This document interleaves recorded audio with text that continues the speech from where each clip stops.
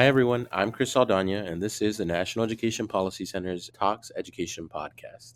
In this month's podcast, I interviewed Drs. Josh Cowen and Dr. Kevin Lawrence Henry Jr. about privatization, school choice, and the culture wars. In the first part of this month's podcast, Professor Cowen, who is a professor of education policy in Michigan State University's College of Education and a senior fellow for the Ed Law Center, discusses his new book, The Privateers: How Billionaires Created a Culture War and Sold School Vouchers.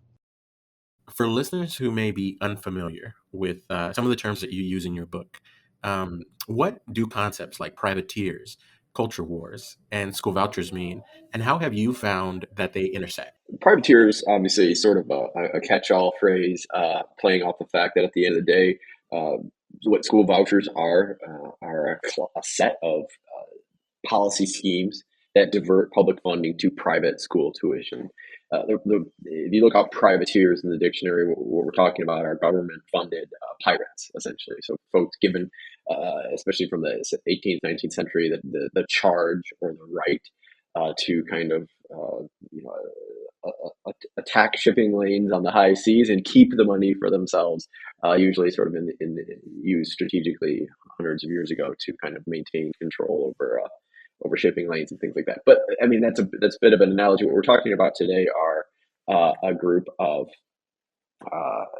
sort of just folks who are really intent on privatizing American education and doing so for very precise purposes. So that gets us to the culture war piece.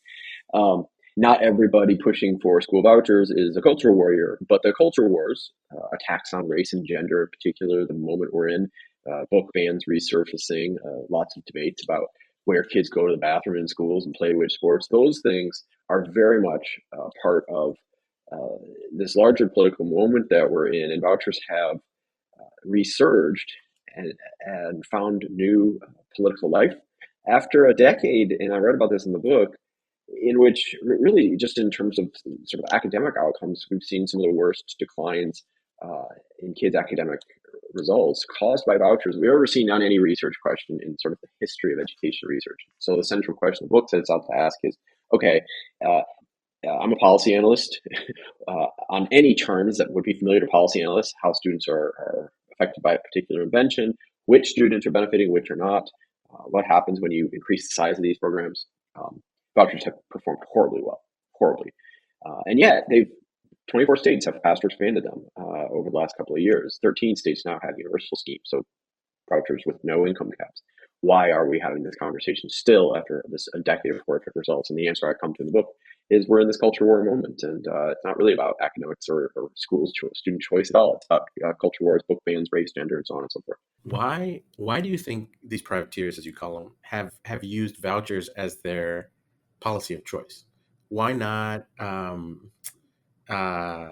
like raising, like we've seen some examples of, like the Road Academy, folks trying to train superintendents. But why does it seem that vouchers have been the unifying policy scheme for which privateers have tried to push on public education? I think it gets to the origin story. So in any kind of modern form, vouchers, the godfather of the voucher idea is Milton Friedman, wrote an essay in 1955 proposing something very similar to what vouchers became later. And Friedman was writing what was going on in 1955, just a few months after Brown v. Board ordered schools and other public spaces to be desegregated on the basis of race.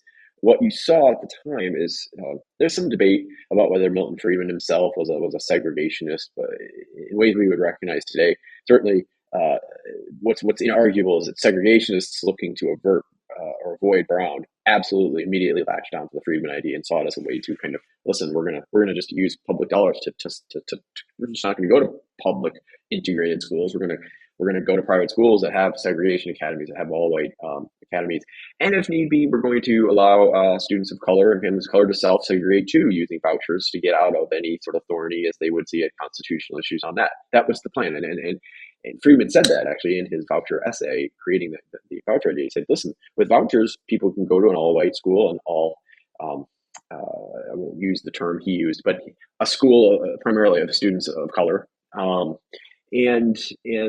everybody should be happy. And you see a lot of these same arguments today, especially on the issue of gender identity and LGBTQ representation. You see the Cato Institute and others, which is founded by Charles Koch, a libertarian think tank, saying let's not get into, let's just give everybody a voucher. If people don't want their kids to go to school around LGBTQ kids, they can separate out. If LGBTQ kids don't want to go to school around, um, um, you know, other children, they can separate out. We don't have to mix anybody together. It's like the exact same argument as was used post Brown in the 50s. So I think that's why the policy vehicle is so salient for these folks. It really just sort of is built on this theory of action for separating, isolating out, and kind of moving forward with policy design that way. You're already kind of going to where my next question is, which what does the arc look like? The strategy that these folks, and it sounds like the concepts, the theory of action is the same, right? It's like we're trying to separate kids and provide for some kind of mechanism for which parents to separate themselves or segregate themselves from other parts of society. But in terms of the structures, how does the privateering, I guess we could call it, how does that look different from the work that Friedman was doing in 1955 and what the structures and infrastructure that we might see today that's supporting vouchers and the voucher movement? The long-term goal here is a Supreme Court ruling that makes vouchers mandatory in every state on the argument that this is primarily today about religious education and that the government is discriminating against religious people who see education for children as a fundamental part of their religious practice if the government only funds secular public schools and does not also fund voucher systems. The Supreme Court has not yet gotten to that point, but in the last three rulings, to come in succession in 2017, 2020, and 2022, 3 days in that case before Dobbs v. Jackson rolled back 50 years of reproductive rights for half the people in this country, the court is increasingly expanding their recognition of religious education funded through vouchers as something resembling a right.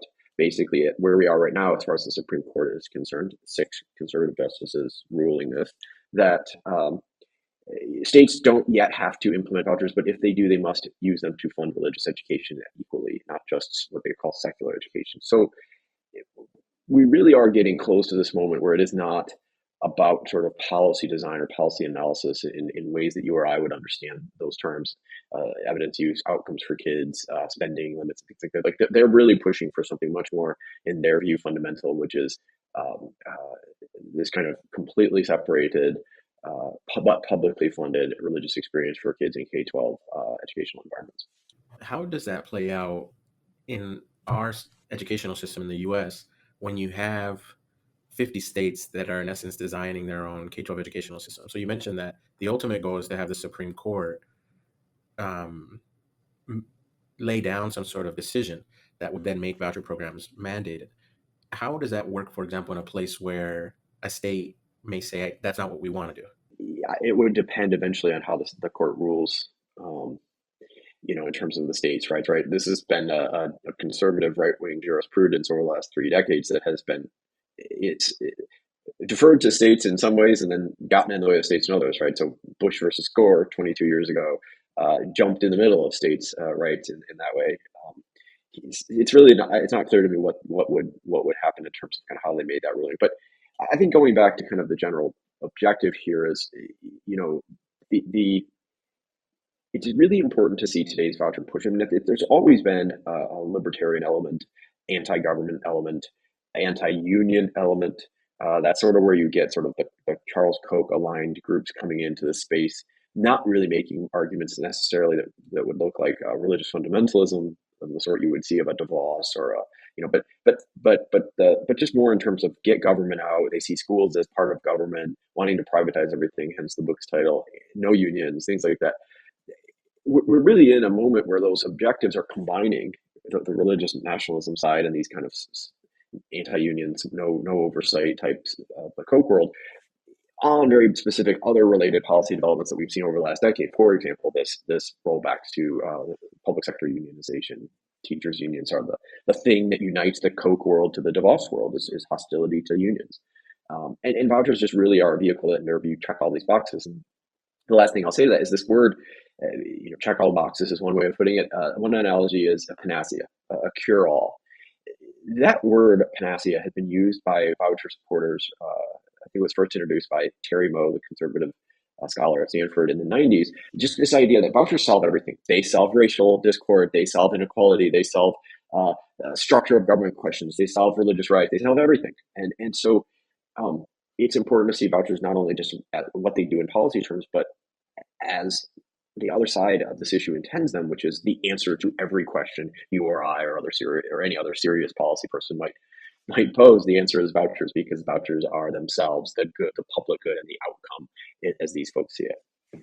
For listeners who may be interested in pushing back against voucher movements, against privateers, against these powerful groups, what would you recommend they do?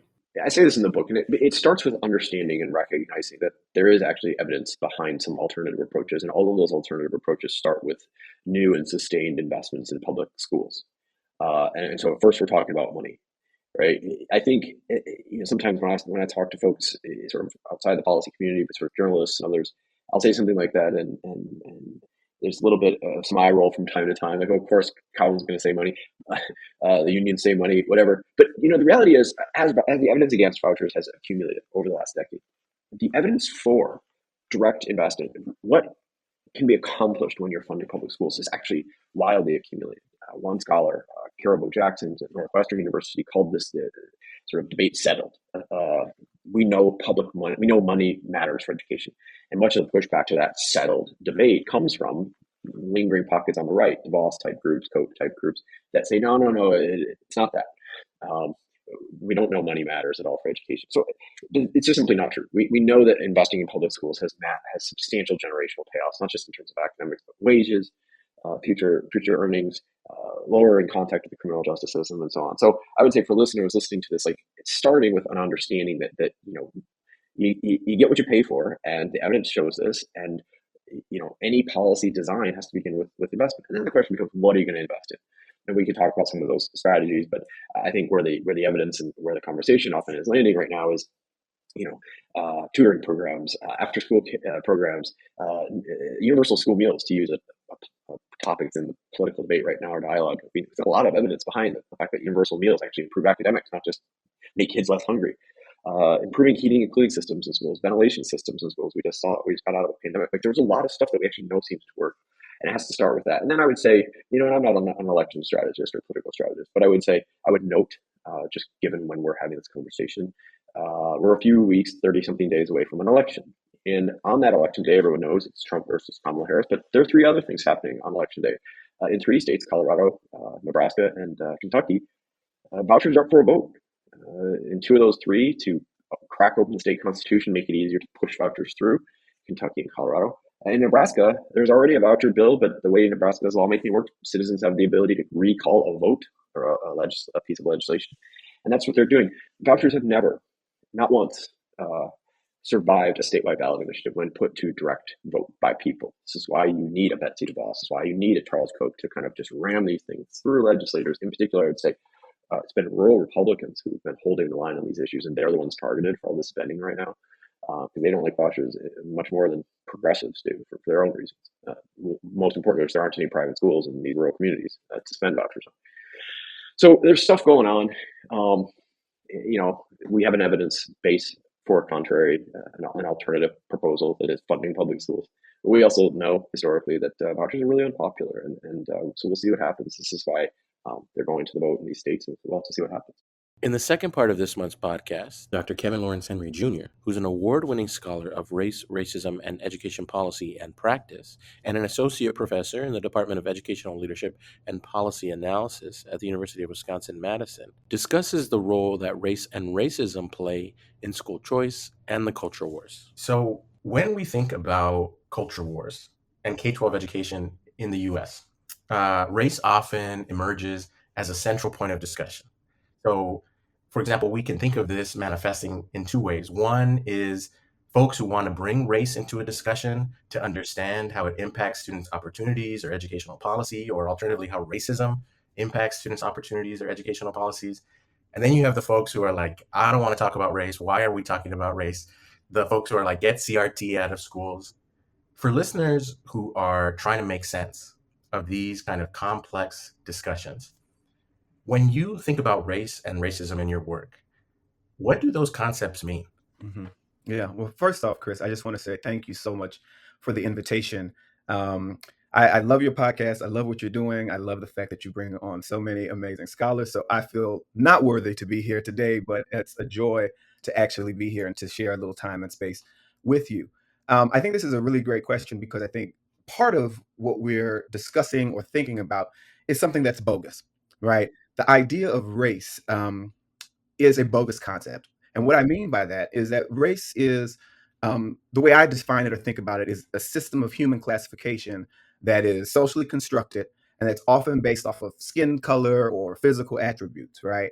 But what's important to also note that although race is something that is socially constructed, made up by humans, it's also something that we live within, right? So, like I often tell my students, the building, this classroom that we're in, it's socially constructed, it's made by man, yet we don't want this roof to collapse on us, right? We live within it. We need the foundation. So one, race is something that's socially constructed. It's something that's made up, right? And what's important for me is the thinking about how race morphs and changes and shifts over time.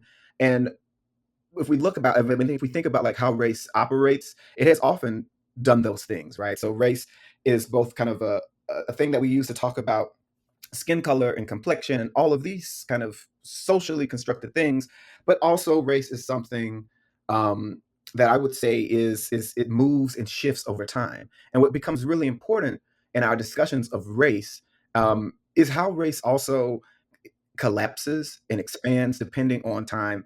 And but what's really central here is how race is often predicated on or in relation to whiteness. So we can think about these terms that existed, in the 1800s and early 1900s, mulattoes, octoroons, quadroons. We don't use those forms of racial classification, but they're all in relation to this concept of whiteness, right? But what's also important for me is to think about and I'll talk a little bit about this in terms of my work on school choice and charter schools, but also how race becomes something that's metaphorical or symbolic. So it's not only about people, but it also becomes about people, places, and things, right?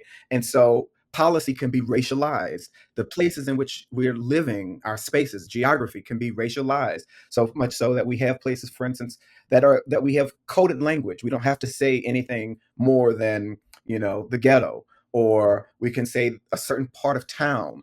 Or, for instance, when I first got to Wisconsin and we had an influx of students from Chicago, there were some students that would say, well, the Chicago kids, which was coded for Black, right? So race has a kind of metaphorical and symbolic element, but also there is no race or notion of race without the idea of racism.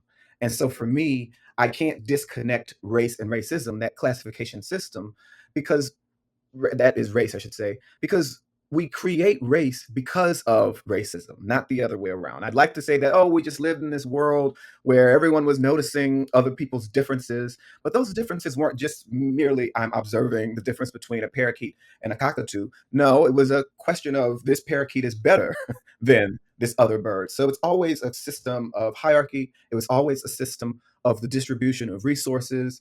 And so race, though it's symbolic, it's constructed, it's all of those things, it is also something that's very material, and I would say is linked to this project of racism or white supremacy. So you've spent a lot of time in your research focusing on school choice. Oftentimes, school choice is described as by advocates as parents are going out into the world and just trying to find the best school for their kid. When you think about how how you just described race and how it comes to mean something in the world and comes to shape everything that we do, how have you found that race and racism intersect with school choice? And how does that differ from that kind of nice description of just a marketplace where folks can just go out and pick and choose the best school for their kid? So I often say we can't talk about educational markets without talking about the slave market, right? I often use this image when I'm giving a lecture about school choice or market-based approaches, and I use this image of an enslaved African on the market, or in the slave market. And for me, this link between race and markets is central to how we think about what happens in markets. So much so that literally actual humans were commodified and seen as property to be, traded within a market as market goods. But more precisely, as I think about the history of school choice, um, I can't divorce that history from the role of racism. And so I know that you may have had someone talk about kind of the role of vouchers and segregation academies, but it's really important, I think, to note when market-based approaches to education springs up. And this is following the civil rights movement. And this is not just the civil rights movement in the United States, but this is globally, right? So we have um, movements for freedom that exist in the United States, whether it's the civil rights movement, whether it's the LGBT or gay rights movement, whether it's the feminist movement. And all of these movements at base are questioning these concepts that seem so central to the United States around choice, around liberalism, around the individual. And what they offer is actually a pushback against um, ideas around competition, around the individual, around how we're supposed to care about each other and ourselves. And so when we're thinking about the civil rights movements of the 60s and 70s, these are all collectivist movements that are saying we have to actually deal with structural inequality. We have to deal with and challenge institutional inequality and forms of racism or patriarchy or heteropatriarchy that exist. And so it's no coincidence that, following the Brown decision in 54, and with all these questions of all deliberate speed, that you have the role of, for instance, Prince Edward County, the role of segregation academies that spring up all throughout the South, right, as a refusal to actually deal with and address segregation, right, a refusal to actually combat white supremacy. And so this is kind of the entry point, but of course it expands in the 1980s as we see the rise of people like Ronald Reagan and Margaret Thatcher. So this market-based approach actually is a response of retrenchment to movements towards racial and gender and economic equity and justice. And so for me, as I think about this question of the market, as I think about these issues around race and racism, um, they are intimately connected to how we have structured inequality in the United States from their inception. So voucher programs become an escape from equity-minded and justice-minded education policy.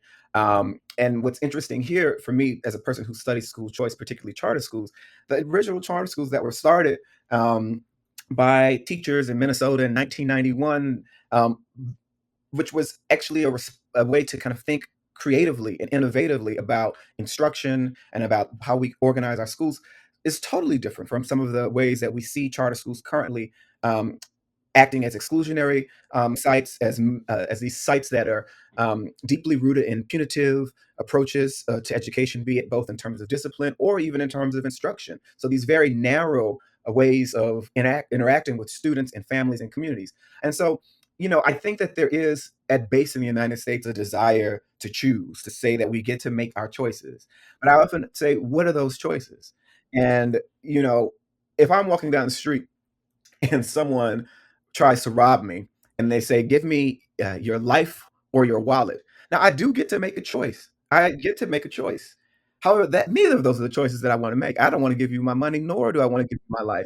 But I get to make a choice. And I think that that language, this discourse of choice, without actually considering what are those choices that are readily available to us, is a misnomer. It's a misnomer. It actually hollows out what choice might actually mean. It actually hollows out what we might mean by innovation, right? We start to see that these kind of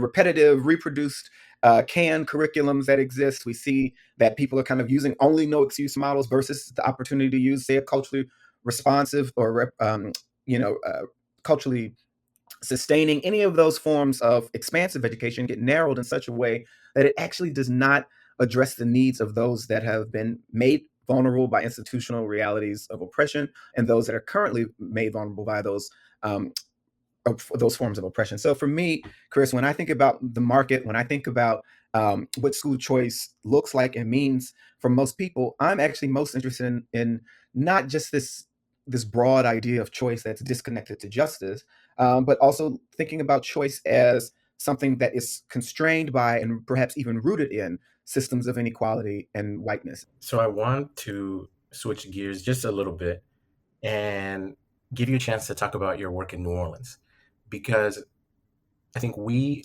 are now living in a world where it seems like there is a crisis, whether that be a climate crisis, a health crisis, a racial crisis, all kinds of crises that are happening um, simultaneously and in short succession of one another.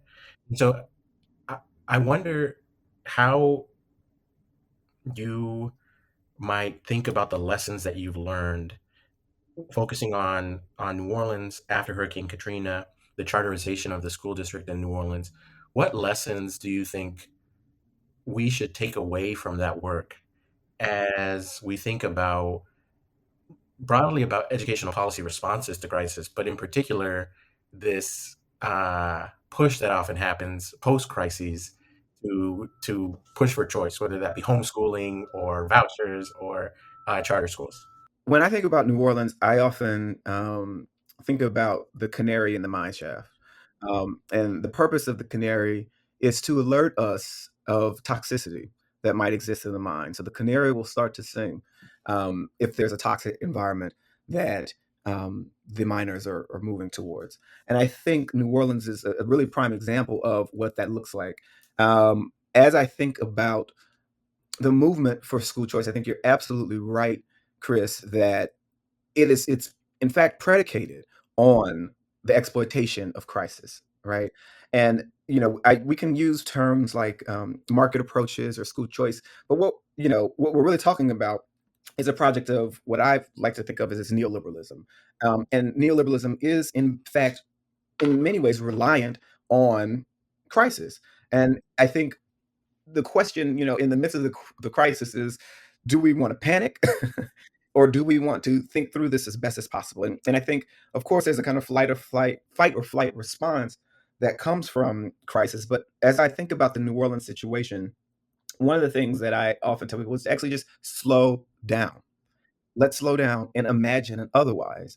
And in imagining that otherwise, I think that offers for us some significantly more emancipatory options for education and more democratic options that we can enact than the use of school choice. And so, what do I mean by that? In New Orleans, we saw some of the kind of hallmark issues around school choice that I think are coming to a district near you, or if not, have already come to a district near you. What do I mean by that? One, in terms of teachers, in New Orleans, nearly all of the teachers were fired following Hurricane Katrina and replaced with alternatively certified teachers with programs for instance, Teach for America or Teach NOLA. So essentially, it was a kind of gutting of teachers' unions and protections and the narrowing of teacher labor rights. That is something when we think about school choice that it becomes almost integral to these projects of school choice expansion, whether it's vouchers or charters, because it's an elimination of these kind of rights for teachers, right? We see the working conditions for teachers in Florida, in Louisiana, we can say in Alabama. I mean, Alabama just recently passed the Choose Act, which is kind of an expansion of their voucher program. Missouri, all of these schools, all of these states, what we're seeing is also connected to that a type of siphoning of rights that exists for teachers. So that's the first thing, or first caution or concern. So how are we actually how are we actually working with and supporting the individuals that are charged with educating and supporting our students? Secondly, I would say what we also found in the work in New Orleans is actually that choice does not always improve students' educational outcomes. Again, we can think here about, for instance, some work that was done in Massachusetts. We saw that students that were part of not Massachusetts, excuse me, Pennsylvania, students that were part of online virtual charter schools, their actual student achievement actually plummeted. In fact, Indiana, similarly, those that were part of their choice program in Indiana, their math scores plummeted. They were at, say, the 50 percentile, and it went down to 26 percentile. So, like, student achievement is not actually, you're not actually getting the student achievement that you think you may be getting. In the case of Louisiana, we see that still students in New Orleans cannot even, in terms of standardized testing, cannot even get into the flagship university by and large based off of their standardized test scores. And so, a concern is that I think we have to be careful with the expansion of choice, because some of the options that we're getting actually aren't meeting the needs of students academically. And then I would say, relatedly, there is this kind of discipline disparity concern that we see as well that particularly impacts Black and Brown boys. And so I talked about the New York case, but this happens as well in Arizona, New Orleans. You pick a state and we'll see that these discipline disparities are in fact exacerbated in some of these schools. And so for me, as I think about the lessons learned, I would say that we should be cautious about the expansion of choice, particularly when the data does not actually pan out in terms of actually supporting or giving a strong push for choice, given the disparities that are pronounced or even, in fact, exacerbated. But also, what I think we have to think about in these moments of crises is an expansion, right? Not a restriction. And what I mean by that is, how might we imagine? Part of my work thinks about like Black educational actors and what they imagine for schools and what they desire for schools. And for me, the narrowness of how we understand school choice and the options that are presented to us actually does not get at the full democratic potential and possibilities that could exist in our educational system. So for me, I think we can move towards what we actually desire. What is a desire-based approach to education that is not predicated on moral panic or fear, or even a market approach that is so narrowly tailored that it doesn't serve anyone but those that open up the schools. But how might we imagine schools that are liberatory? How might we create conditions of possibility for student learning and student thriving? And I think the answers we already know, right? We have a very clear um, evidentiary base around asset-based pedagogies and the success that those entail. We have a very clear evidentiary base around the role of teachers of color and the importance of maintaining teachers of color. We have a very clear evidentiary base around the importance of student funding and school funding that is justice centered and equity based. So we don't actually have to imagine too far ahead. We actually have some of those things outlined for us. I mean, I think about Carter G. Woodson, who wrote in 1933 The Miseducation of the Negro, and he talks very clearly about the constraints of public schools at that time, but also pushes us to imagine and otherwise. And so for me, in the midst of crisis, I think this is a moment, an opportune moment for us to actually think about how we create different sets of schools, different kinds of forms of education. I think, we had a grand opportunity during the pandemic to use it, as Arundhati Roy says, as a portal for something else. Yet we never actually got there. We went really right back to schooling as is.